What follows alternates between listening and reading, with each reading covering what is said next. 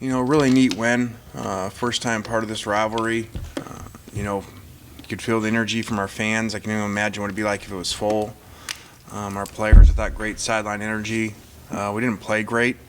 Really thought we should have, opened the game up there at the end of the first half and scored in the red zone to whatever that was, make it 28-7, I believe, at the time or something. But instead didn't score, and they went down and scored there. 90-yard drive. So, great to come across with a win. Just wish we would have played cleaner and better. And but happy for our fans, happy for our players. Thank God that, he gave us a chance to play. A lot of people aren't getting to play, and so remind our players of that today. After church this morning with them, not everybody's getting the opportunity that you are. So good to get the trophy back where it belongs, and let's keep it here for a long time. Nick, start us off.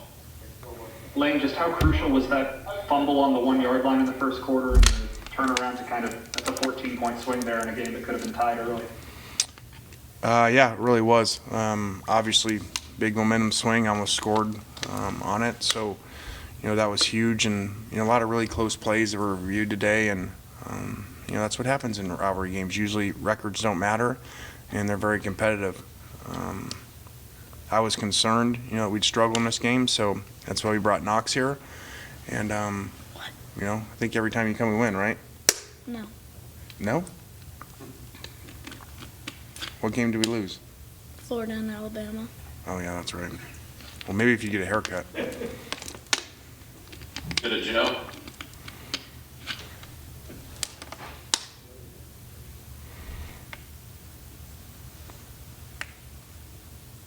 Joe, you're unmuted, but we can't hear you. All right, maybe not, Joe. Try Paris right now.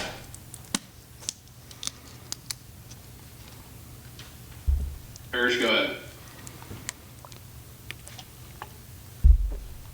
Hey, Lane, you said earlier in the week that you felt like Otis would play a lot. What did you think of his game today?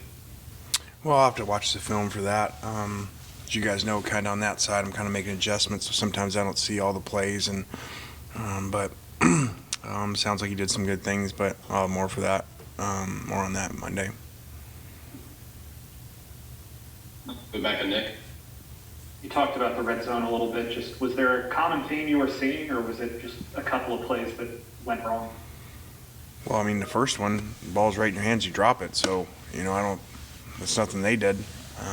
Huge momentum. They go 3 and out.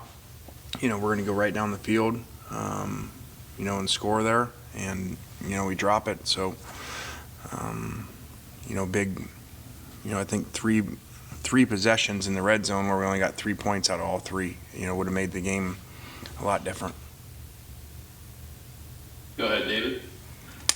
Yeah, you've had an unusual progression, I guess, of open dates to have to deal with this late in the season. How do you keep them sharp? How do you keep them sharp, knowing that they're not going to have a game next weekend and you still got 2 big ones left to play?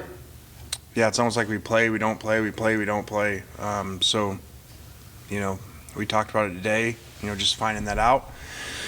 So, not sure exactly what we'll do, but probably similar to last week. Can't really treat it as a bye week and, give them the whole weekend off because they need to keep playing and keep this momentum. Go to Nate. Coach, Elijah broke A.J. Brown's single-season receptions record today. How impressive is that? And not only breaking the record, but doing it in so few games, doing it in an SEC-only slate, all that. Yeah, it's really amazing to, 8 games, to do that in 8 games. All SEC opponents. When we first got her, I sat him down after watching his film and said, hey, you're going to break the, SEC record. Not just a school record, but the SEC record. Well, I thought we were going to play, 12 plus a bowl game. So it really is amazing, and he's just a great player. He was cramping at the end, stayed in there, and, it was awesome, especially, after what happened last year. Go back to Parrish. Lane, Lane, how important was Dean Leonard's pass breakup there in the final minutes to force State into the field goal at that time in the game? Yeah, it was huge. I mean, think about the end of the game had it been the other way. So, you always feel different when it's 7 versus 3. And so, if it had been a 3-point game there at the end, that would have been really scary. So, huge play. But we gotta get better at 4-minute, on offense, just like the Auburn game, which cost us. We needed 1 first down to win the game today. Back to Nick. Just how do you think your players responded with that post-game celebration? What was the locker room like? I mean, winning the rivalry game for the first time in 3 years, how big was that for some of these veterans that hadn't won yet? I mean, I don't know. How many years had it been? They hadn't won yet. You Since said? 17. Oh, okay. So I didn't even know that. I think it meant more to them than me, and so I was excited we won, obviously.